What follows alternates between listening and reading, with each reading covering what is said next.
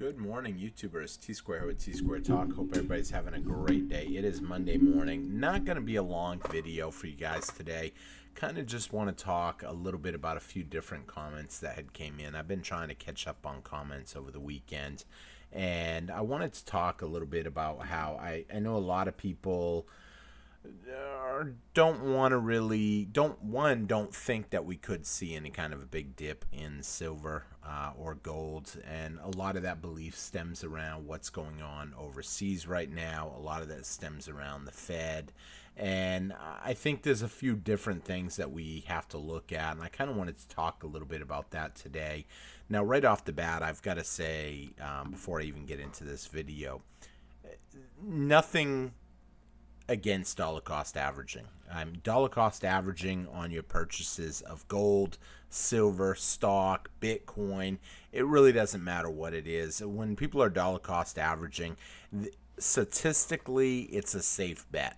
And the reason it's a safe bet is because over time, everything goes up in price. And the reason everything goes up in price is because the currencies of the world, which is the fiat dollar printed currencies that we use as money, are going down in value. The more they print, the less it's worth.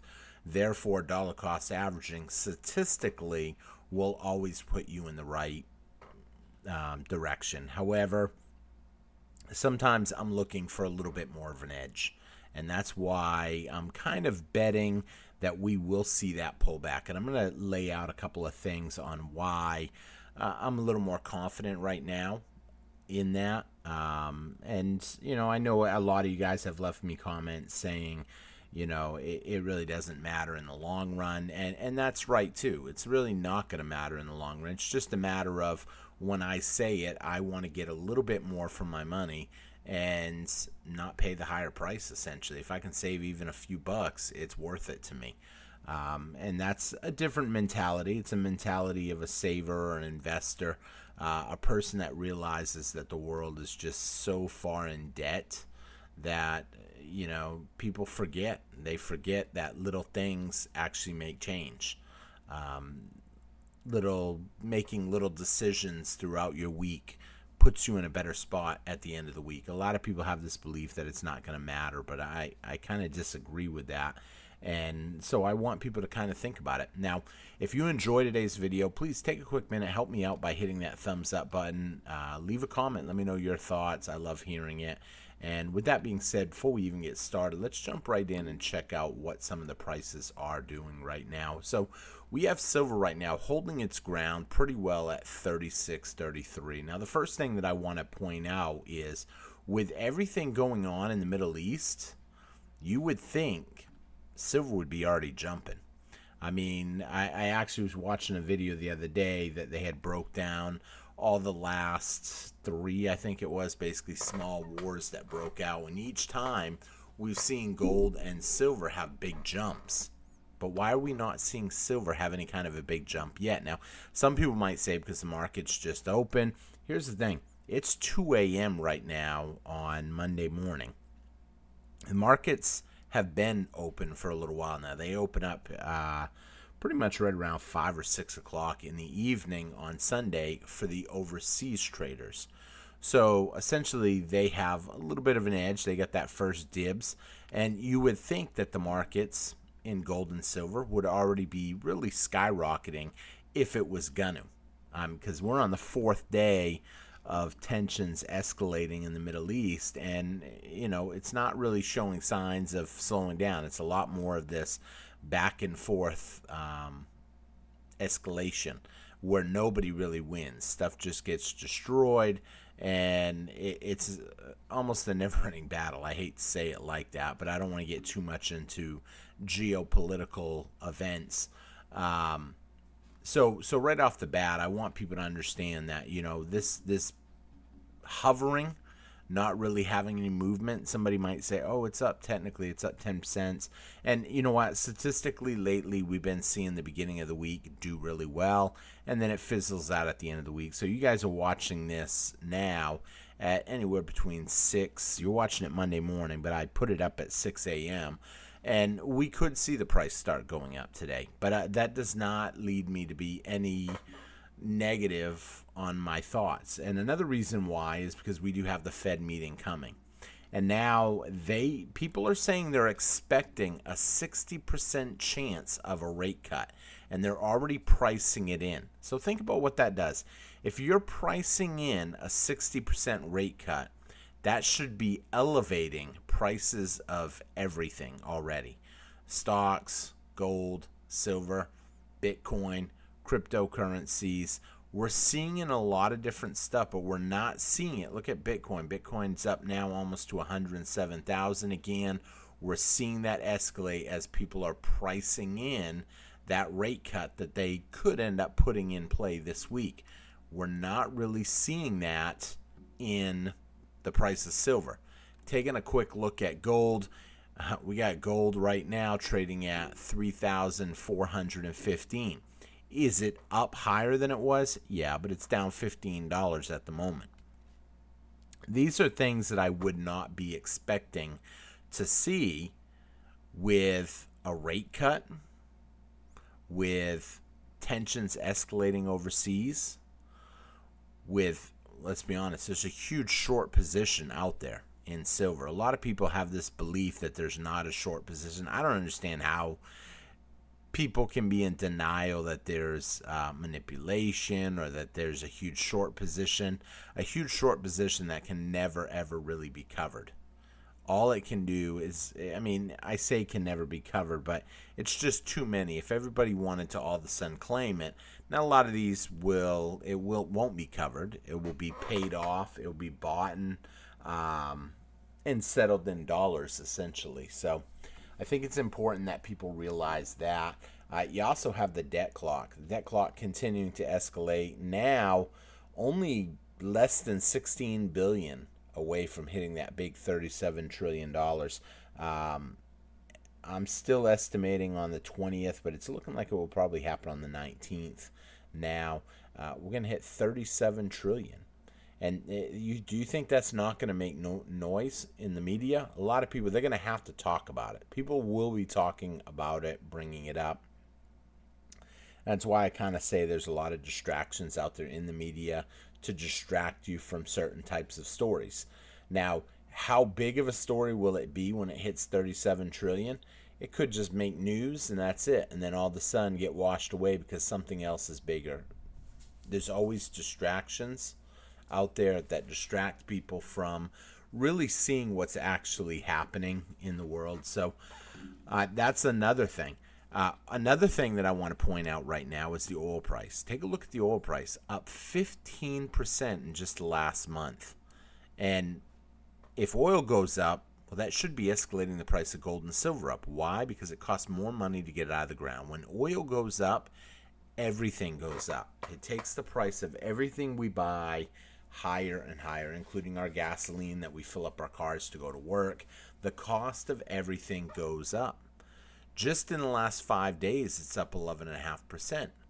Why are we not seeing the big jump on gold and silver? I think we're not seeing the big jump yet because they know they have to pull it down like they've done every quarter, really. I mean, take a look at this. Would you have wanted to buy at $34 when it was climbing and getting hyped up? Or would you have wanted to buy all the way down here at $28.75 when essentially you had a buying opportunity? How many people caught that? I'll be honest, I didn't catch it at the bottom. I did catch it kind of right in here in the $32 mark. Just the timing on it and the way it played out. But, hey, there's a lot of opportunities. I think there's going to be another dip coming. How low will the dip be? It's probably not going to be astronomical. I know some people said, I had one person tell me, man, if it goes under 30, I'm backing up the truck. I don't think we're going to see, when you look at it at this chart, 30 would mean it would have to come all the way down to here. Basically, it would have to be tapping that, I'm going to say, lower level that it was 3 months ago. I think realistically, seeing a drop to $32.50, $30, somewhere in the $32 range, I think that's very likely. It's a nice pullback. It's not a huge amount. It's a number that if they pull it back, they can cover the shorts and push this whole catastrophe, I'm going to call it, 3 months down the road again. And who knows what's going to happen. I mean, in that 3 months, anything could happen. The whole economy could sink. And if the economy sinks, all of a sudden paper gold sells, paper silver sells, and then they can get out free and clear. Realistically, there is just so many things pointing to a lower price by the end of the month for one day. Now, I heard someone say the other day, will you actually be able to get it? How quick will it be? Will you have time? So that's a very good point. And I've said that before, that some dealers, if the price goes too low, won't sell. Some dealers will not be open. If you go to your local coin shop and it happens in the middle of the night where we see a $4 drop and it sits that way for an hour or two and then all of a sudden it spikes back up, you might have missed out on that opportunity. That's why I have a few different ways to buy, and I would always suggest that if people are thinking about buying, they lay the groundwork, getting stuff set up. Make sure you got the money in your bank account. Make sure you know how you're going to pay. Make sure you know where you're going to buy it. A couple different options, because we have seen shops close down and not sell. We've seen big dealers. I remember when AppMax closed down for like 4 days, I think. They just took like a 4 or 5 day weekend. They had the 2 days for the weekend, and then they were closed like a Wednesday, Thursday, and Friday, and then reopened Monday because the price had plunged too low, too fast, and people recognized that it wasn't accurate. And we know the prices aren't accurate. $36 silver right now is not accurate. I mean, some people will make the argument that you can't manipulate something like silver that's traded worldwide, or how people on YouTube always want to say it's manipulation, or they always want to blame it when the price is coming down, blame it on manipulation. When the price is going up, blame it on demand. Well, the truth of the matter is the price should be going up. With everything that I showed you in the beginning of this video, the price should be going up, but we're not really seeing it go up drastically right now. And the reason I think it is I think they know that they've got to beat the price down. At some point this month, they're going to have to do it. A lot of stuff is going to depend on what happens with the Fed cut. Now, they're pricing in 60%. That means if they don't cut interest rates, which personally, I don't know. I don't think they will, because I think that would make it a little easier for them to beat the price of silver down. You got to understand, these banks, they may not all be the same company, but they definitely all play for the same team. It's in their best interest, if they don't cut interest rates, that you'll see some sort of a sell-off, because essentially not cutting interest rates does strengthen the dollar to a certain point. Now, it doesn't strengthen as much as raising interest rates. I'm not going to sit here and tell you that, but it definitely is the next best thing. I mean, if you're going to cut interest rates and give money at 0% interest, that's going to promote a lot of frivolous spending. It's going to promote a lot of risky investing. And I think right now, I mean, they would like to do that, but they can't do it right now with the price of silver as high as it is, and knowing that they've got to beat it down for the short position. I know a lot of people will disagree with some of what I've told you.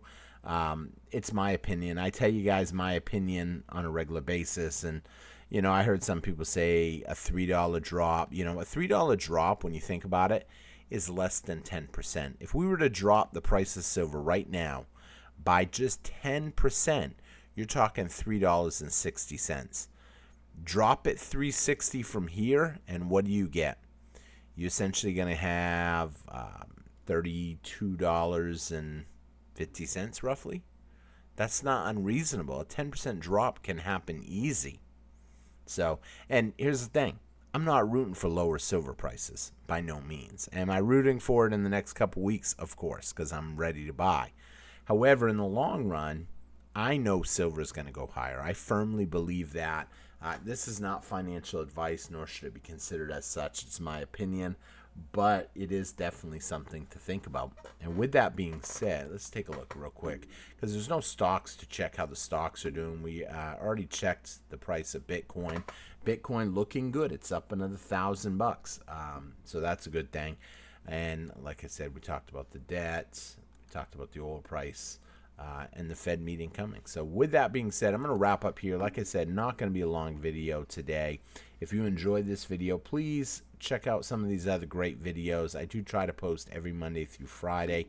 I'm also I've been putting up short videos over the weekend, just trying to get my view count up a little bit.